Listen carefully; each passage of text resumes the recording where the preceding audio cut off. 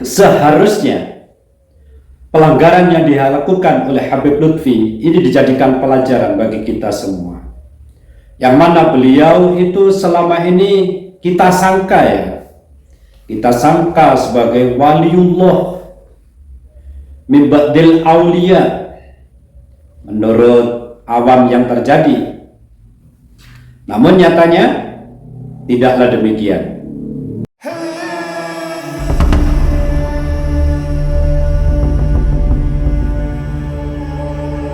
Assalamualaikum warahmatullahi wabarakatuh. A'udzu billahi minasy syaithanir rajim. Bismillahirrahmanirrahim. Alhamdulillah wassalatu wassalamu ala nabiyina Muhammadin wa ala alihi wa ashabihi ajma'in, amma ba'du. Sahabat muslim dimanapun berada, mari kita ikuti perkembangan hasil dari silaturahmi PBNU bersama kepengurusan Jatman di Surabaya pada tanggal 20 September 2024, yang mana ada beberapa poin penting yang dihasilkan di dalam forum silaturahmi tersebut. Ada 4. Yang pertama, masa khidmat kepengurusan Idarah Aliyah sudah dinyatakan demisioner. Artinya kepengurusan Jatman dianggap sudah selesai sesuai batasnya, sudah selesai. Yang kedua, mendukung PBNU untuk mengambil alih kewenangan Idarah Aliyah Jatman. Yang ketiga, memohon PBNU segera menyelenggarakan muktamar Jatman selambat-lambatnya 1 bulan setelah pernyataan ini disampaikan. Dan yang keempat, mohon agar muktamar Jatman diselenggarakan di Semarang. Sahabat muslim dimanapun berada, poin penting dari pertemuan silaturahmi PBNU beserta pengurus Jatman, poin pentingnya itu ada 2. Yang pertama yaitu berakhirnya kepengurusan Jatman yang sebelumnya ini dipegang oleh Habib Lutfi, ini diambil alih oleh PBNU. Penting diambil alih, kenapa? Sudah waktunya menyelenggarakan pergantian pengurus atau istilahnya muktamar pada September tahun 2023. Nyatanya ini tidak dilaksanakan. Kalau di NU hal demikian ini tidak dijalankan oleh Banom, itu merupakan kejadian cukup luar biasa dari sebuah Banom organisasi PBNU. Ini termasuk ya bagi orang-orang ranting, termasuk ngawur lah, tidak melaksanakan demikian. Ini tanpa adanya pemberitahuan bila terjadi masalah dan lain sebagainya. Itu poin pertama, pentingnya diambil alih karena waktunya pembaharuan tidak melakukan pembaharuan. Jadi menunjukkan kepengurusan ini sebenarnya sudah kocar-kacir. Dan di kelompok santri NU semacam ini sangat tidak disiplin semacam itu. Dan poin yang kedua yang terpenting menurut kami itu menarik kesimpulan yang mana seharusnya pelanggaran yang dilakukan oleh Habib Lutfi ini dijadikan pelajaran bagi kita semua, yang mana beliau itu selama ini kita sangka sebagai waliullah min ba'dil aulia menurut awam yang terjadi. Namun nyatanya tidaklah demikian. Apa saja itu yang membuat di kesimpulan kedua ini perlu kita uraikan? Yang pertama, seharusnya Habib Lutfi punya tugas memperbarui kepengurusan Jatman November tahun 2023. Nyatanya itu tidak dilakukan, dan ini berarti sebuah pelanggaran yang tidak pantas dilakukan sebagai banom di NU. Yang kedua, kita tahu selama Jatman dipegang oleh Habib Lutfi, itu ada fitnah terkait sejarah Jatman yang dirubah oleh Habib Lutfi.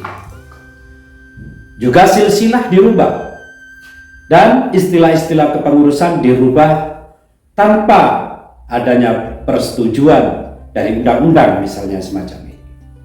Ini juga sebuah pelanggaran yang tidak pantas dilakukan di dalam organisasi NU.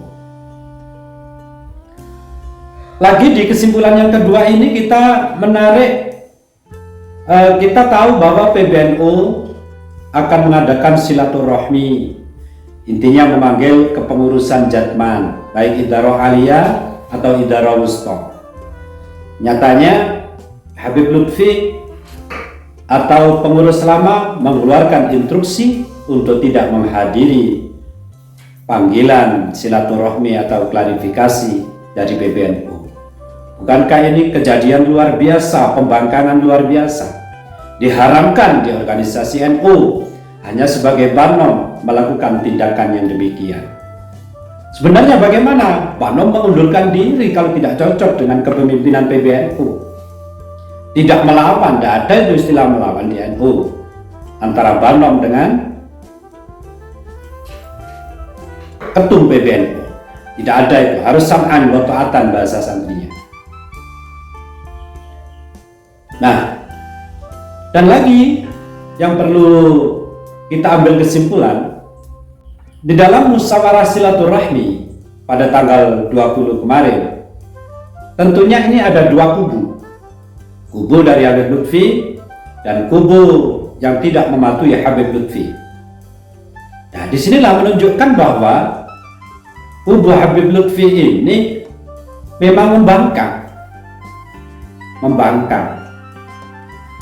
dalam arti tidak patuh kepada PBNU dan selayaknya memang harus dikeluarkan. Dan poin penting lagi yang bisa kita tarik kesimpulan, Idarah Wusta dari 20 anggota ini yang hadir 15, dan ini menunjukkan bahwa dukungan terbesar yaitu untuk mengeluarkan Habib Lutfi dari kepengurusan Jatman. Dan lagi bisa kita tarik kesimpulan bahwa selama ini apa yang Habib Lutfi lakukan di NU dengan bertindak sedemikian jauh seperti yang saya sampaikan tadi. Apakah tujuannya memperbaiki NU? Apa menghancurkan NU sebenarnya? Kalau kita bisa menarik kesimpulan, kalau ingin mengabdi di NU, membesarkan NU, ya kita harus mengabdi sam'an wa ta'atan kepada pimpinan, tidak membangkang. Tapi kenyataannya beliau melakukan pembangkangan, berarti ingin menghancurkan NU, merasa dirinya paling benar dan PBNU kurang benar, seperti dulu-dulu yang pernah dilakukan oleh Kiai Haji Idrus Romli, menganggap Kiai Haji Said Agil Siraj itu tidak benar, sehingga beliau Kiai Haji Idrus Romli itu membentuk GLNU. Nah, tapi anggotanya cuma 3 atau 4 orang saja sampai sekarang, entah sudah dibubarkan atau belum. Buktinya itu tidak diridhoi oleh Allah Subhanahu wa taala. Tetap PBNU sebagaimana sebelumnya yang diridhoi, yang sekarang dipimpin oleh Kiai Haji Yahya Stakuf. Kembali kepada Habib Lutfi, apakah ingin mengabdi di NU apa menghancurkan NU? Jadi yang dilakukan beliau selama menjadi pengurusan Jatman itu tidak melakukan pembaharuan kepengurusan, itu aja sudah tidak benar. Dan lagi selama ini kita dengar atau sama-sama tahu, beliau merubah silsilah di Jatman, merubah sejarah Jatman, merubah istilah kepengurusan di Jatman.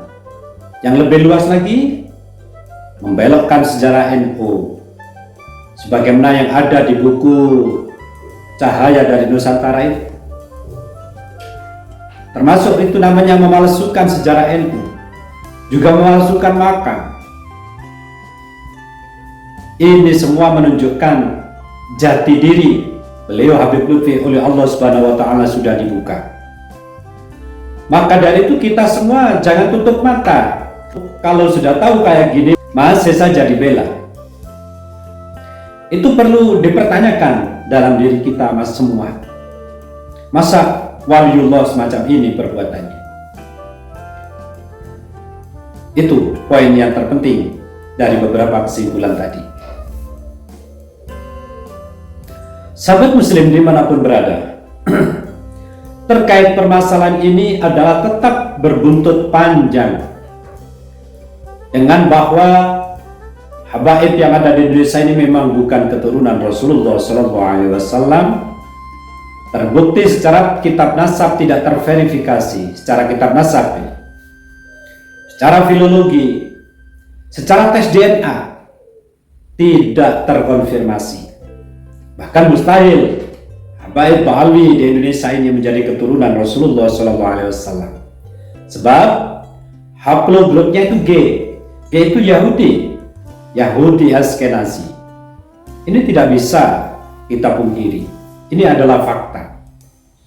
Secara internasional, seperti di Arab Saudi, itu pengakuan menjadi seorang dzurriyyah Nabi atau keturunan Rasulullah wajib tes DNA, sehingga punya tanda atau syahadah atau isbat dari nakobah yang sudah ditentukan. Dan klan Ba'alwi ini tidak punya nakobah tersebut seperti nakobah dari keturunan Rasulullah yang berhaplogrup J1. Karena apa? J1 ini patokan. Kalau J1 berarti sudah bangsa Arab. Kalau G itu bukan bangsa Arab, makanya mustahil menjadi keturunan Rasulullah SAW.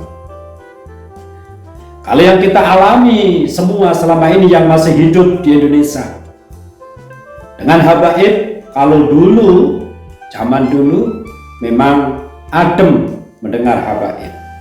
Tapi setelah Indonesia reformasi, habaib menjadi biang kerok dari kerusuhan-kerusuhan di bumi Indonesia ini. Sudah banyak yang dilakukan oleh habaib, bahkan sebelum tesis Kiai Haji Imaduddin Utsman Al-Bantani, habaib itu menjadi momok pribumi Indonesia yang ditakuti karena dzurriyyah Nabi, tapi perbuatannya bukan mencerminkan keturunan Rasulullah SAW. Tidak bikin adem, tapi bikin panas situasi. Namun hari ini dengan tesis Kiai Haji Imaduddin Utsman Al-Bantani, semuanya oleh Allah dibuka dengan mudahnya mengakses media sosial. Allah memberikan kemudahan kepada kita semua untuk mengetahui yang sebenar-benarnya. Dengan tesis Kiai Haji Imaduddin Utsman Al-Bantani kita tahu bahwa habaib Ba'alwi di Indonesia memang bukan keturunan Rasulullah SAW. Yang mana asal usulnya adalah mereka ini didatangkan oleh Belanda untuk mengaku menjadi keturunan Rasulullah melawan perjuangan para ulama Indonesia di abad 18. Sebagaimana Habib Utsman didatangkan oleh Belanda untuk menyaingi perlawanan ulama-ulama Indonesia waktu itu. Namun juga banyak warga Indonesia, pribumi Indonesia waktu itu yang bersekongkol dengan Belanda.